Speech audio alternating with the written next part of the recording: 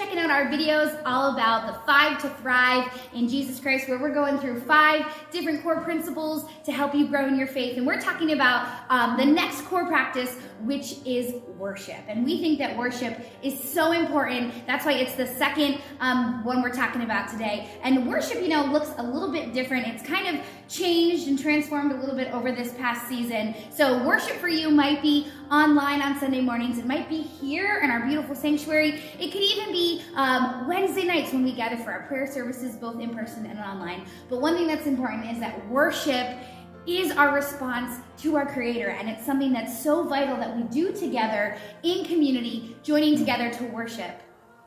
Yeah, I think of 2 things when I think about worshiping together. One is that we all know we live in a culture that tends to be very individualistic, and so we can bring that to our understanding of our relationship with God and what it means to be the church.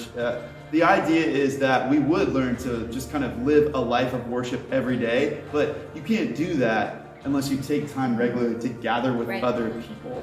Worship is about gathering together with other people who love God, who follow Jesus, to hear the word, to lift up your praise and gratitude to God, to give Him our concerns, to come together and then be sent out to serve Him. So find a way, whether it is because of your schedule, having to watch a service afterwards and gather your family together to watch an online service, or to be able to come here in person. Sometimes we're outside in the parking lot. We've done that. It can be, for some people in the world, worship looks like coming into a little house church. And for some people, it's coming into a building with thousands of people, but it's about gathering together with God's people to receive and offer our praises to God.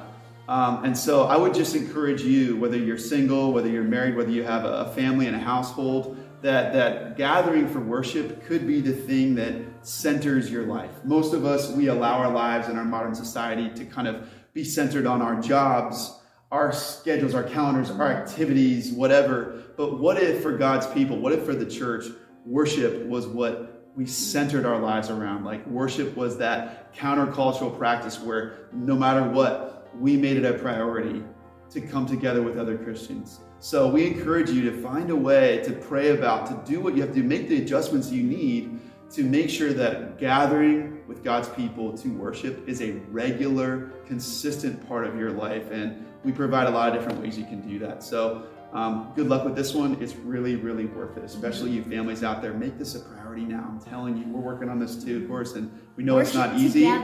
Worship together with your family. Do what you can and start now. All right? Thriving in Christ.